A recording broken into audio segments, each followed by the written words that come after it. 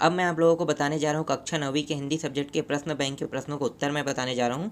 तो चलो देखते हैं, तो शुरू करते हैं। तो यहाँ पे इकाई 1 दिया हुआ है, इकाई 1 के प्रश्न को देख लेते हैं। तो सबसे पहले हम सही विकल्प चुनकर लिखे देखते हैं। तो पहला प्रश्न देखो, आदिकाल की समय सीमा है। तो यहाँ पे आपको कर लेना है सन 993 से 1318 लेना है। उसके बाद है सूरदास किस भक्ति शाखा के कवि है। तो यहाँ पे आपको लेना है सूरदास जो है वो कृष्ण भक्ति शाखा के है, ठीक है। तो यहाँ पे आपको लेना है सूरदास को कृष्ण भक्ति शाखा में लेना है। इसके बाद है आदिकाल को रामचंद्र शुक्ल ने नाम दिया। तो क्या नाम दिया था? वीरगाथा काल दिया था। तो वीरगाथा काल के श्रेष्ठ महाकाव्य पृथ्वीराज रासो है। प्रेम मार्गी शाखा के प्रतिनिधि कवि है तो जैसी है। इसके बाद छठवां प्रश्न देखते हैं। छठवां प्रश्न में है कृष्ण भक्ति शाखा के कवि नहीं है। तो दादू यहाँ पे है वो नहीं है, लेना है आपको। इसके बाद है कबीरदास की भाषा है। तो कबीरदास की भाषा जो है वो सधुकड़ी है। इसके बाद नेक्स्ट प्रश्न देखो, हिंदी साहित्य का सर्वाधिक लोकप्रिय महाकाव्य है। तो यहाँ पे आपको क्या लेना है? रामचरितमानस लेना है यहाँ पे। इसके बाद मूर्ति पूजा का विरोध किया तो किसने किया था? तो कबीर ने किया था। तो यहाँ पे आपको कबीर लेना है। फिर रैदास कवि है, संत काव्य धारा के कवि है। इसके बाद अगला देखो, छायावाद के प्रमुख कवि कितने हैं? तो 4 है। तो यहाँ पे आपको क्या लेना है? 4 लेना है। इसके बाद प्रगतिवाद कवि है। तो प्रगतिवाद के कवि रामधारी सिंह दिनकर हैं। तो यहाँ पे आपको लेना है रामधारी सिंह दिनकर लेना है। इसके बाद है नई विधा स्थापित की गई है। तो यहाँ पे लेना है सन 1953 लेना है। इसके बाद अगला देखो, रसखान ने काव्य रचना की है। तो यहाँ पे किस भाषा में की है? तो ब्रज भाषा में की है। कबीरदास ने आयु पाई है तो 120 वर्ष की आयु पाई थी। कबीर को वाणी वेदनापूर्ण लग रही है तो कोयल की। तो यहाँ पे आपको लेना है कोयल की लेना है। इसके बाद नेक्स्ट प्रश्न है स्वर्ण किरण रचना है। तो यहाँ पे सुमित्रा नंदन पंथ लेना है। ग्रामीण जीवन पूर्ण रूप से आश्रित होता है। तो किस पे आश्रित होता है? कृषि पर। तो कृषि लेना है। मेघा आय रचना है। तो यहाँ पे आपको लेना है सर्वेश्वर दयाल सक्सेना लेना है। सुमित्रा नंदन पंथ के काव्य में इनके शब्दों की प्रधानता होती है। तो यहाँ पे लेना है संस्कृत के शब्दों की, ठीक है। यहाँ पे क्या लेना है? संस्कृत की शब्दों की। इसके बाद हम लोग देख लेते हैं सही जोड़ी बनाइए, देख लेते हैं, ठीक है। सही जोड़ी बनाकर लिखिए। तो यहाँ पे देखो पहला प्रश्न है रामचरितमानस, इसको आपको लेना है। रामचरितमानस जो है वो तुलसीदास ने लिखा है तो तुलसीदास लेना है। कृष्ण भक्ति, तो कृष्ण भक्ति शाखा के जो कृष्ण की जो भक्ति करते थे वो है मीराबाई थी, ठीक। यहाँ पे क्या लेना है? मीराबाई लेना है। सूफी संत जो है वो जायसी थे। कबीरदास जो है वो बाह्य आडंबरों का विरोध करता था। कृष्ण भक्ति धारा, तो कृष्ण भक्ति धारा को आपको लेना है वल्लभाचार्य में लेना है। इसके बाद यहाँ पे आते हैं छायावाद वाले टॉपिक में आते हैं। देखो छायावाद है तो छायावाद को आपको लेना है प्रकृति को मानवीकरण लेना है। और इसके बाद है प्रगतिवाद, इसको आपको लेना है 1953 से अब तक लेना है। नई कविता में आपको लेना है यहाँ पे छायावाद के समकक्ष लेना है। आधुनिक काल को नागार्जुन में लेना है। रहस्यवाद को आपको लेना है भारतेंदु युग में लेना है। इसके बाद है कबीरदास, तो कबीरदास को आपको लेना है साखी लेना है। फिर यहाँ पे देखो सृजान रसखान लिखा हुआ, इसको आपको लेना है सर्वेश्वर दयाल सक्सेना लेना है। गर्म हवाएं को लिखने वाला है मतलब वीड़ा और पल्लव आएगा यहाँ पे।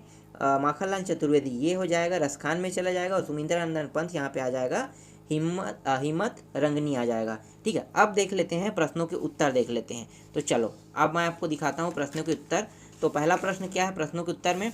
तो देखो पहला प्रश्न है वीरगाथा काल की कोई 2 विशेषताएं लिखे। तो कोई 2 विशेषताएं हमें बताना है। तो मैं यहाँ पे दिखा देता हूँ, बहुत सारी विशेषताएं हैं यहाँ पे, आपको 2 लिखना है, ठीक है। तो देख सकते हो यहाँ पे साहित्य की एकांगी विकास हुआ, फिर यहाँ पे युद्ध का सजीव वर्णन, ठीक है। तो यहाँ पे बहुत सारे हैं तो आपको सिर्फ 2 ही याद करने हैं यहाँ से।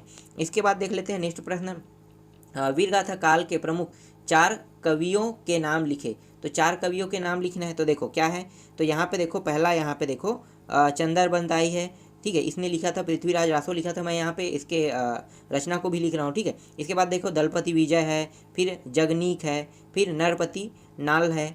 तो ये सभी के सभी क्या है, ये 4 जो है ये वीरगाथा काल के प्रमुख 4 कवि है। और इसके रचना भी यहाँ पे लिखा, फिलहाल यहाँ पे रचना नहीं का है, फिर भी मैं यहाँ पे रचना आपको दे दिया हूँ। चलो आगे देखते हैं।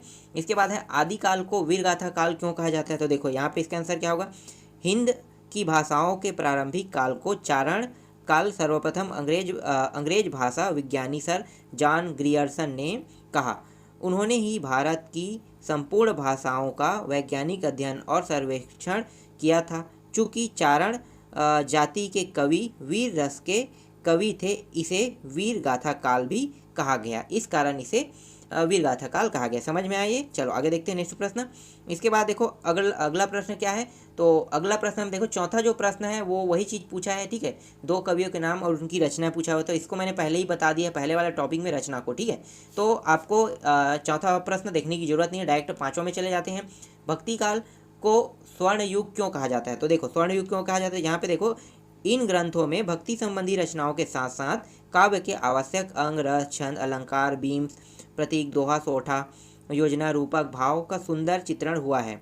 इस प्रकार भक्ति काल का महत्व साहित्य और भक्ति भावना दोनों ही दृष्टि से बहुत अधिक है। इसी कारण इस काल को स्वर्ण युग कहा जाता है। समझ में आ गया स्वर्ण युग क्यों कहा जाता है। चलो आगे देखते हैं। इसके बाद नेक्स्ट प्रश्न, अगला प्रश्न है भक्ति काल के प्रमुख दो कवियों के नाम व उनकी रचनाएं लिखें। तो दो कवि और उनके नाम लिखना है। तो यहाँ पे देखो 7 आपको दिखाई दे रहा है, यहाँ पे सिर्फ 2 कवि लिखना है और 2 रचनाएं लिखना है। तो देखो ये नेक्स्ट प्रश्न है भक्ति काल की कौन कौन सी 4 शाखाएं हैं, चारों के नाम लिखे। तो देखो 4 शाखाओं का नाम लिखना है। तो यहाँ पे देखो यहाँ पे आपको दिखाई दे रहा है भक्तिकालीन साहित्य लिखा हुआ, ठीक है। तो भक्तिकालीन साहित्य में देखो सगुण भक्ति धारा और निगुण भक्ति धारा। तो हमें यहाँ पे बताना है 4, ठीक है, 4 शाखाएं। तो देखो शाखाएं कौन सा है, तो सगुण में 2 है और निगुण में 2 है। तो सगुण में 2 कौन सा है, एक है राम भक्ति धारा और एक है कृष्ण भक्ति धारा। लेकिन निगुण में क्या है, ज्ञान मार्गी धारा और प्रेम मार्गी धारा। तो यही चारों नाम को पूछा है, ठीक है, राम भक्ति धारा, कृष्ण भक्ति धारा, ज्ञान मार्गी धारा और प्रेम मार्गी धारा, ये चारों जो है ये शाखाएं इनकी। इसके बाद राम भक्ति धारा के प्रमुख कवि व उनकी रचना लिखे। तो देखो राम भक्ति धारा क्या है, तो राम भक्ति मतलब तुलसीदास है, ठीक है। तो तुलसीदास को लिखना है। इसकी रचनाएं देख सकते, दोहावली, कतिवाली, यहाँ पे बहुत सारे दिए हुए इसके, ठीक है, 13 तक के दिए, रामचरितमानस भी है। इसके बाद देखो विष्णुदास, इसके भी 2 यहाँ पे दिया हुआ है। फिर ईश्वर दास है तीसरा कवि, चौथा है नाभादास। तो यहाँ पे 7 लोगों के बारे में बताया गया, इसकी रचनाएं भी दी गई। तो आपको सिर्फ इसमें से 2 लिखना है, ठीक है। तो यहाँ पे आप छांट के लिख सकते हैं, जिसको भी याद करना चाहते हो याद कर लेना। इसके बाद आगे देखते हैं राम भक्ति धारा के प्रमुख कवि व उनकी रचनाएं। देखो वही चीज़ फिर से पूछा है, ठीक है, क्या पूछा है, राम भक्ति धारा के प्रमुख कवि व उनकी रचनाएं, ठीक है। तो भक्ति काल में जो हमने बताया था ना, एक सेकंड यही तो अभी प्रश्न वही चीज़ बताया था क्या, ठीक आगे देखना है। सगुण काव्य धारा की 2 विशेषताएं लिखें। तो देखो सगुण काव्य धारा की 2 विशेषताएं क्या है, तो यहाँ पे देखो सगुण भक्ति में ईश्वर का रूप होता है। दूसरा है सगुण भक्ति में मंदिर मस्जिद का होता है, ठीक है, मतलब मंदिर मस्जिद भी बनता है, सगुण भक्ति में होता है, ठीक है। चलो आगे देखते हैं। यहाँ पे देखो निगुण को भी मैं लगा दिया, निगुण को भी देख लो अंतर में। अगर सगुण से पूछा जाएगा विशेषता तो ये लिखना, निगुण से पूछा जाएगा 2 विशेषता तो आप इन दोनों को लिख सकते हो। तो यहाँ पे दोनों को आप देख लो, ठीक है, सगुण और निगुण मैंने दोनों लगा दिया है। इसके बाद देखो आगे प्रश्न देखते हैं। अगला प्रश्न क्या है, अगला प्रश्न है निगुण काव्य धारा के 2 कवि व उनकी एक रचनाएं। तो निगुण काव्य धारा की 2 कवि, तो ये फिर से प्रश्न वही आ रहा है, कौन सा है, देखो रैदास रहेगा, एक कबीरदास ले लेना, ठीक है। इनकी रचनाएं लिखना है। तो यहाँ पे आप रचना देख सकते हो, यहाँ पे मैंने लगा दिया है, ठीक है। कबीर की साखी है और अब दौर रामायणी है और रैदास की है प्रभु जी तुम चंदन हम पानी, उसके बाद है चितवन चंद चकोरा, ठीक है। तो ये रहा। इसके बाद देखो नेक्स्ट प्रश्न देखते हैं छायावाद, ठीक है, 11वां प्रश्न है छायावाद से आप क्या समझते हैं। तो देखो छायावाद किसे कहते हैं, तो यहाँ पे समझो इसको, आत्माभिव्यक्ति का वह ढंग जिसके अनुसार सौंदर्यमय प्रकृति की कल्पना करके ध्वनि, लक्षणा आदि के द्वारा उसके संबंध में अपनी अनुभूति प्रकट करना छायावाद कहलाता है, ठीक, समझ में आ गया छायावाद। चलो आगे देखते हैं नेक्स्ट प्रश्न। इसके बाद है प्रगतिवाद की 2 विशेषताएं लिखते हुए एक कवि का नाम व एक रचना लिखिए, ठीक है, एक कवि का नाम और एक रचना लिखना है। तो देखो 2 पहले विशेषताएं देख लेते हैं। तो देखो प्रगतिवाद कवियों ने अपनी कविता के माध्यम से एक राजनीतिक वाद विशेष साम्यवाद का प्रचार किया। दूसरे व्यक्तिवाद के स्थान पर जनवाद की स्थापना की, जनता को सुख दुख की वाणी दी तथा शोषितों पीड़ितों की उन्नति के लिए जोरदार समर्थन किया। अब क्या पूछा है यहाँ पे हमें कवि और रचना बताना। देखो सुमित्रानंदन पंत जो है ये कवि है, इसकी रचनाएं देखो 2 है, एक युगांत है और एक है युगवाणी है, ठीक, समझ में आ गई, यहाँ पे पूरा मिल गया इसका आंसर। चलो आगे देखते हैं नेक्स्ट प्रश्न। नई कविता की प्रमुख 2 विशेषताएं लिखे। तो नई कविता की 2 प्रमुख विशेषता, यहाँ पे देखो 4 लगा हुआ है, मैं आपको 2 पढ़ के बता देता हूँ। नई कविता की कवियों ने यथार्थ का चित्रण किया है। नई कविता जीवन के प्रत्येक क्षण को सत्य मानती है, ठीक है। तो 2 यहाँ पे मैं पढ़ के बता दिया, यहाँ पे 4 लगा है, आपको 2 याद करने हैं, फिलहाल चारों को देख लो तो ज़्यादा अच्छा रहेगा।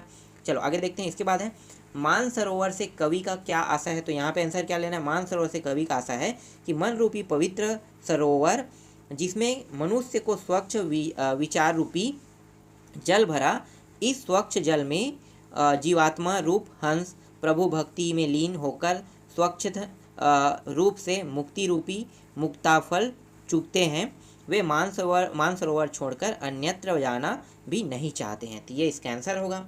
चलो आगे देखते हैं, कवि ने सच्चे प्रेम की क्या कसौटी बताई है। तो देख सकते हो सच्चे प्रेम की क्या कसौटी बताई है। तो यहाँ पे सच्चा प्रेम अर्थात जो ईश्वर को ही अपना प्रेमी समझकर उसे पाने का प्रयास करता है। सच्चा प्रेमी ईश्वर के अलावा किसी से कोई मोह नहीं रखता है, उसे मोह और संसार के बंधन भी नहीं बांध सकते। तो ये इसका आंसर है। तो इस तरह से मैं अभी आपको 15 तक के प्रश्नों को उत्तर दे रहा हूँ। बाकी जो प्रश्न है उसका उत्तर मैं आपको नेक्स्ट वीडियो में प्रोवाइड कराऊंगा।